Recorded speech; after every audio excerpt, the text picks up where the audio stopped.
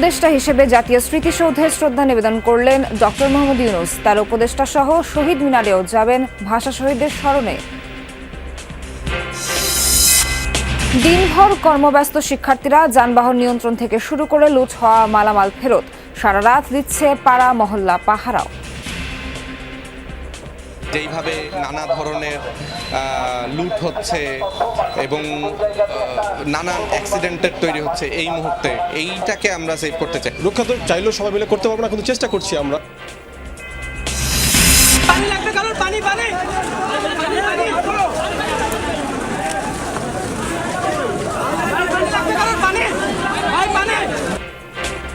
গণ অভ্যুত্থানের বীর যোদ্ধা মুগ্ধ জীবন দিয়েছেন মানুষের জন্য, স্মৃতিতে বেঁচে থাকবে মানবতার ইতিহাস। মুগ্ধ আমার দিকে তাকিয়ে আছে, ওর চোখ খোলা, কপালের মাঝখানে গুলির যে চিহ্নটা সেটা আছে। মানুষ হয়ে মানুষকে সাহায্য করা, নিজেরা সভ্য হওয়া, এটাই যদি মানুষ আমাদের সবার মধ্যে আমরা করে নিতে পারি, সেটা হবে তার জন্য সবচেয়ে বড় সম্মান।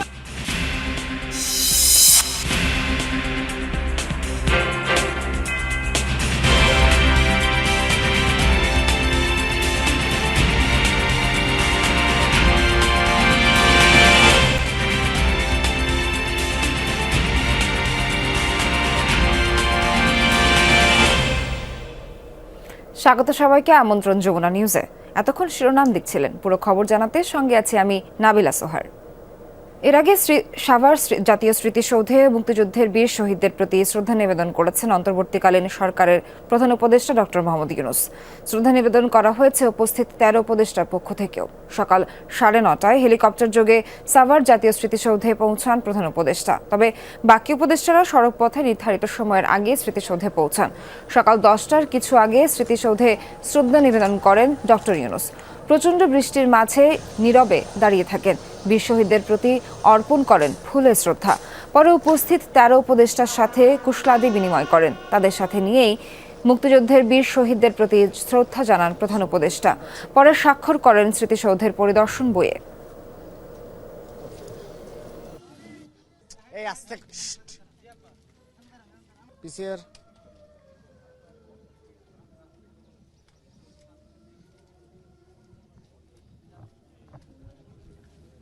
দিন নেই রাত নেই, পুরো সময় কর্মব্যস্ত রাজশাহী শিক্ষার্থীরা। শুধু রাস্তায় যানবাহন নিয়ন্ত্রণই নয়, নানা প্রতিষ্ঠান থেকে লুট হওয়া মালামাল দিনভর খুঁজে তালিকা করে জমা দিচ্ছেন তারা সংশ্লিষ্ট প্রতিষ্ঠানে। সেই সঙ্গে রাত বাড়লে পাড়া মহল্লায় তারাই কাজ করছেন নিরাপত্তা বিধানে। তাদের সহায়তা করতে সানন্দে এগিয়ে আসছেন নানা শ্রেণী পেশার মানুষ। ঠিক যেন আবহমান বাংলার গ্রামীণ সমাজে ফেরা, যেন সেই প্রত্যন্ত গ্রামে দুর্বৃত্তদের ঠেকাতে রাত জেগে গ্রামবাসীর পাহারা দেয়ার শহুরে সংস্করণ। দেশের চলমান পরিস্থিতিতে রাজশাহী মহানগরীর প্রতিটি এলাকায় রাতের নিরাপত্তা নিশ্চিত করতে এভাবেই শিক্ষক, শিক্ষার্থী আর এলাকাবাসী জোট বেঁধেছেন। যেইভাবে নানা ধরনের লুট হচ্ছে এবং নানান অ্যাক্সিডেন্টের তৈরি হচ্ছে এই মুহূর্তে, এইটাকে আমরা সেভ করতে চাই। আমাদের তরুণ যুবকেরা তারা যেমন পাহারা দিচ্ছে, পাশাপাশি সকলকে সচেতন করা হোক বা আমরা সেই আহ্বান জানাচ্ছি। রক্ষা তো চাইলেও সবাই মিলে করতে পারবো না, কিন্তু চেষ্টা করছি আমরা, কারণ এর পাশাপাশি আমাদের সেনাবাহিনীরা হেল্প করছেন। রাতভর নিরাপত্তা টহল দিয়ে আবার ঠিক সকাল 9টা থেকে শিক্ষার্থীরা দাঁড়িয়ে পড়ছেন রাস্তায়। দিন গড়িয়ে সন্ধ্যা নেমেছে, সন্ধ্যা গড়িয়ে রাত নামতে চলেছে। সারাদিনের ক্লান্তি শেষে কর্মব্যস্ত মানুষ ফিরছে তাদের ঘরে, আর ঠিক সেই সময়ও ক্লান্তিহীন শিক্ষার্থীরা। তারা রাস্তায় দাঁড়িয়েছে ট্রাফিক নিয়ন্ত্রণের জন্য। সকাল থেকে আসি, রাত অবধি থাকি, এনজয় করি, ভালোবাসার তাগিদে করতেছি। এইরকম ভালোবাসা কখনো পাই নাই, যে যার মতো পাচ্ছে আপ্যায়ন করতেছে। কয়েকজন আছে মানছে, কেউ কেউ মানছে না, থাকবেই তো এরকম ভালো খারাপ। নবীনদের এই অফুরান প্রাণশক্তি যেমন বিস্মিত করেছে, তেমনি আশাবাদী করে তুলেছে নাগরিকদের। কোনো গাড়ি আমি রং সাইডেও যদি কেউ ঢুকাইতে চাই, অবশ্যই ঢুকতে দিচ্ছে না। স্টুডেন্টরা অবশ্যই নিয়ম নীতি মেনে চলছে। হয়তোবা আমরাই নিয়ম মেনে চলতেছি, আগে মানতাম না, অথবা তারাই হয়তোবা কোনো ভালো একটা দিক নির্দেশনা দিতে পারছে।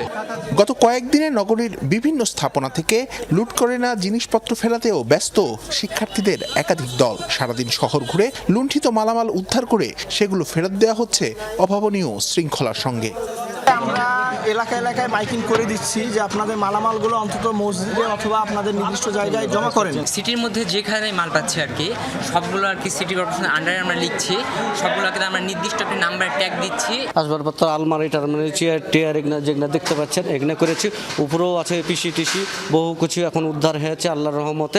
শিক্ষার্থীদের প্রত্যাশা যার যার দায়িত্ব যথাযথভাবে পালনের মাধ্যমেই তারা আগামীতে তাদের স্বপ্নের রাষ্ট্র গড়তে অবদান রেখে যাবেন। শিবলি নোমান, যমুনা নিউজ, রাজশাহী। উদয়ের পথে শুনি কার বাণী, ভয় নাই ওরে ভয় নাই, নিঃশেষে প্রাণ যে করিবে দান, ক্ষয় নাই তার ক্ষয় নাই। একজন ক্ষয়হীন বীর মুগ্ধর গল্প শুনবো আজ। বৈষম্য বিরোধী ছাত্র আন্দোলনে মানুষের জন্য নিজের জীবনটা বিলিয়ে দিয়ে প্রমাণ করে গেছেন সবার উপরে মানুষ সত্য, তাহার উপরে নাই। নতুন বাংলাদেশে যার জায়গা থেকে প্রতিটি মানুষ নিজেকে শুদ্ধ করলে আর সভ্য হলেই মুগ্ধর স্বপ্নগুলো বেঁচে থাকবে বলে প্রত্যাশা করেন তার আপনজনরা। গণঅভ্যুত্থানে বীর মুগ্ধর কথা জানবো সহকর্মী ফারহানা ন্যান্সির প্রতিবেদনে।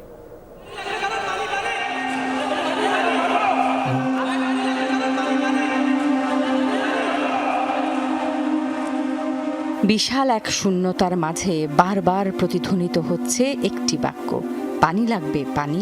ওই যে সরল হাসিতে শূন্য চেয়ারটাতে বসে হাসছে সে, কি জীবন্ত সাক্ষী হয়ে আছে তার রুমের সব কিছু।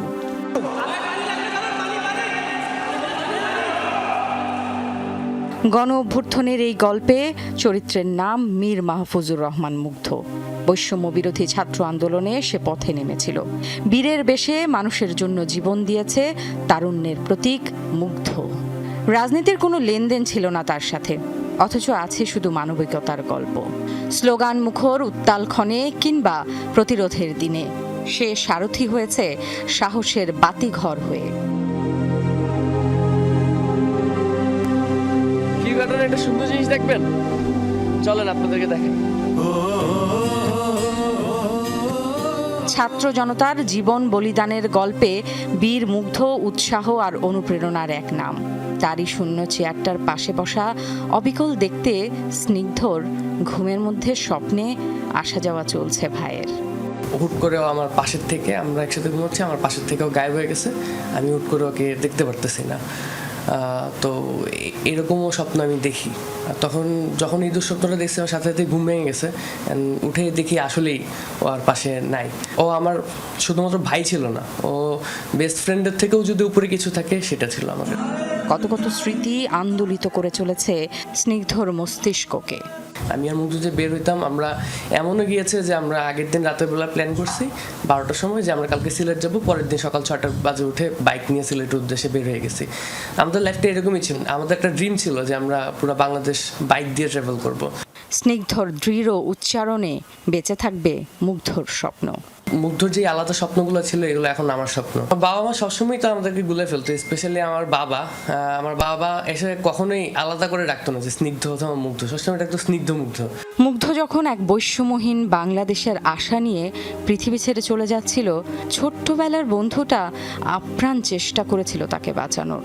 যেখানে বসেছিলাম ওই জায়গাটাতেই তাকাইছি, ওই জায়গাটাতেই মুগ্ধ বসা থেকে জাস্ট পড়ছিল। মুগ্ধ আমার দিকে তাকিয়ে আছে, ওর চোখ খোলা, কপালের মাঝখানে গুলির যে চিহ্নটা সেটা আছে, এটা থেকে রক্ত বের হচ্ছে। সাহসী বীর মুগ্ধ তুখর ছিলেন, যিনি নিমিষেই মিশে যেতেন সাধারণে। তবে কেমন বাংলাদেশের স্বপ্ন দেখেছিল মুগ্ধ? একটা ছেলে রাতে ফ্রিল্যান্সিং করতেছে পুরো রাত জেগে, তার ওইখানে ফুললি সাকসেস। সে সকালবেলা ভার্সিটি ক্লাস করতেছে, ওর অ্যাভারেজে সব বায়াররা ছিল হাইলি স্যাটিসফাইড, যে কারণে ওকে 5 স্টার রেটিং দিয়েছিল। আমাদের পক্ষ থেকে যেটা আবেদন থাকবে যে ওর এই যে চিন্তাভাবনা, মানুষ হয়ে মানুষকে সাহায্য করা, নিজেরা সভ্যভাবে থাকার যে চিন্তাটা, এটাই যদি মানুষ আমাদের সবার মধ্যে আমরা করে নিতে পারি, সেটা হবে তার জন্য সবচেয়ে বড় সম্মান। স্বাধীনতা অর্জনের চেয়ে স্বাধীনতা রক্ষা কঠিন। এই নতুন বাংলাদেশ যেন মুগ্ধর স্মৃতি ধরে রক্ষা করে মানবিকতার ইতিহাস। মুগ্ধর স্নিগ্ধ হাসি যেন ফুটে ওঠে বাংলার মুখে মুখে। Farhana Nancy, Jamuna news, Dhaka. 52 ভাষা শহীদদের প্রতি শ্রদ্ধা জানাতে কেন্দ্রীয় শহীদ মিনারে পৌঁছেছেন অন্তর্বর্তীকালীন সরকারের প্রধান উপদেষ্টা ডক্টর মোহাম্মদ ইউনূস। সাথে রয়েছেন বাকি উপদেষ্টারা। সরাসরি যাচ্ছি সেখানে। আন্দোলন করেছেন, সেই আন্দোলন আমরা দেখছিলাম যে সেই আন্দোলনে অনেকে প্রাণ হারিয়েছেন এবং গতকালই সেই যারা প্রাণ হারিয়েছেন তাদের প্রতি শ্রদ্ধা জানিয়েছেন বা তাদেরকে স্মরণ করেছেন অন্তর্বর্তী সরকারের প্রধান ইউনূস, এবং তিনি আজকে সকালবেলায় মুক্তিযোদ্ধা প্রথম সাথে ছিল মহান মুক্তিযুদ্ধে যারা শহীদ হয়েছে তাদের জন্য একটু পিছনে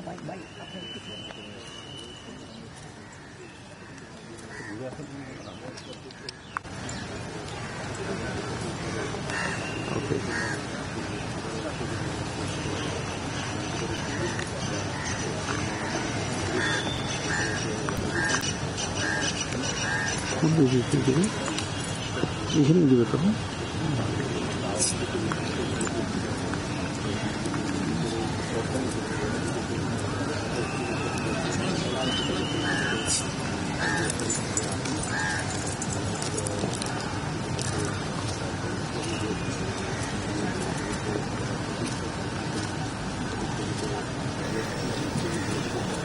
দর্শক, আমরা দেখছি 52 ভাষা শহীদদের প্রতি শ্রদ্ধা জানাচ্ছেন অন্তর্বর্তীকালীন সরকারের প্রধান উপদেষ্টা ডক্টর মোহাম্মদ ইউনূস।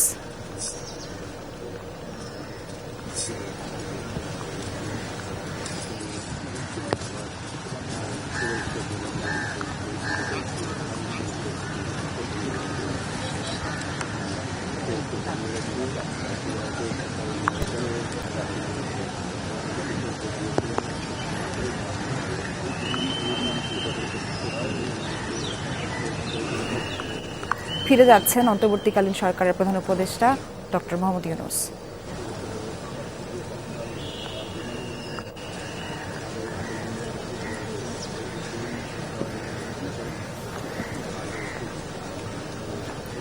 আমরা জানি যে কিছুক্ষণ আগেই সাভার জাতীয় স্মৃতিসৌধে মুক্তিযুদ্ধের বীর শহীদদের প্রতি শ্রদ্ধা নিবেদন করেছেন অন্তর্বর্তীকালীন সরকারের প্রধান উপদেষ্টা ডক্টর মোহাম্মদ ইউনূস, এবং তার সঙ্গে ছিলেন 13 উপদেষ্টার পক্ষ থেকে, তারাও শ্রদ্ধা জানিয়েছে।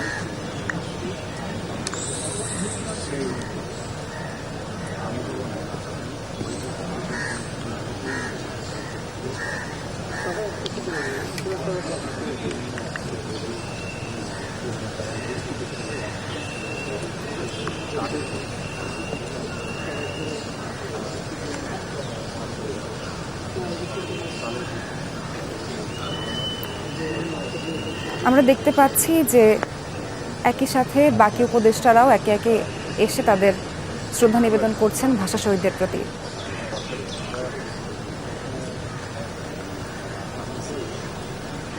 বাকি উপদেষ্টারা উপস্থিত আছেন।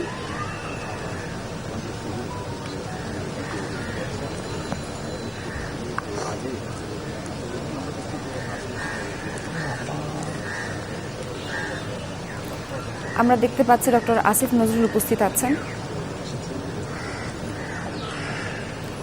দেখতে পাচ্ছি নুরজাহান বেগমও আছেন সাথে।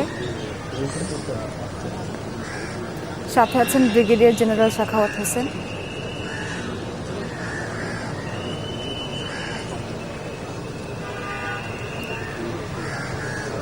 আছেন শারমিন মোর্শেদ।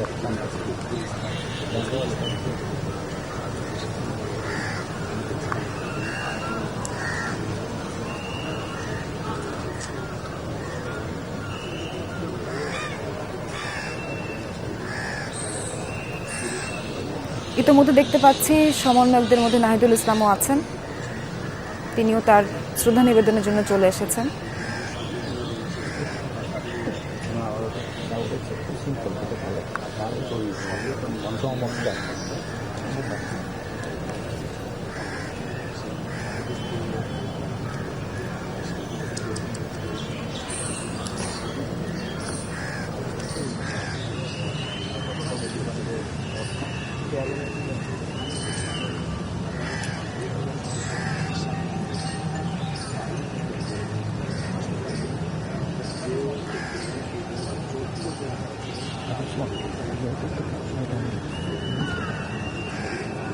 আমার তো বেশি পানি পড়লেই বন্ধ হয়ে যাবে, বৃষ্টি ফোঁটা পড়লেই বন্ধ হয়ে যাবে সেন্সরে।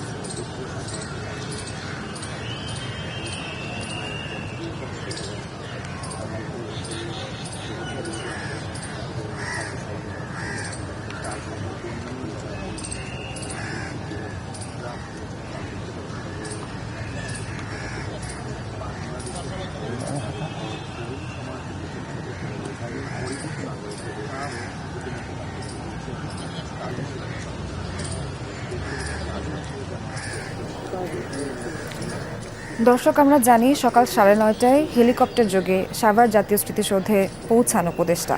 তবে বাকি উপদেষ্টারাও সড়কপথে নির্ধারিত সময়ের আগে স্মৃতিসৌধে পৌঁছান। সকাল 10টার কিছু আগে স্মৃতিসৌধে শ্রদ্ধা নিবেদন করেন ডক্টর ইউনূস, এবং আমরা এমনটাও দেখেছি যে প্রচণ্ড বৃষ্টির মাঝেই তিনি নীরবে দাঁড়িয়েছিলেন। বীর শহীদদের প্রতি তিনি অর্পণ করেছেন তার ফুলের শ্রদ্ধা, এবং একই সাথে বাকি উপদেষ্টারাও ছিলেন।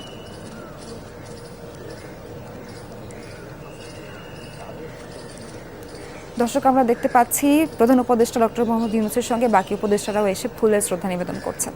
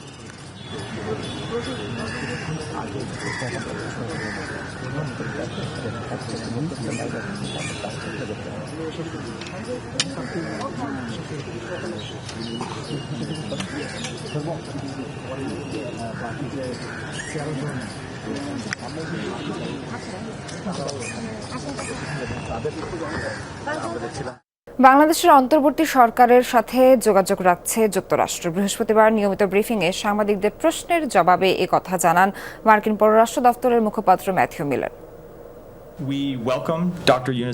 সাম্প্রতিক সহিংসতা বন্ধে ডক্টর মোহাম্মদ ইউনূসের আহ্বানকে আমরা স্বাগত জানাচ্ছি। আমরা অন্তর্বর্তীকালীন সরকার ও ডক্টর মোহাম্মদ ইউনূসের সঙ্গে কাজ করতে প্রস্তুত রয়েছি, কারণ তারা বাংলাদেশের জনগণের জন্য একটি গণতান্ত্রিক ভবিষ্যৎ তৈরি করতে চায়। এই ছিল যমুনা নিউজে।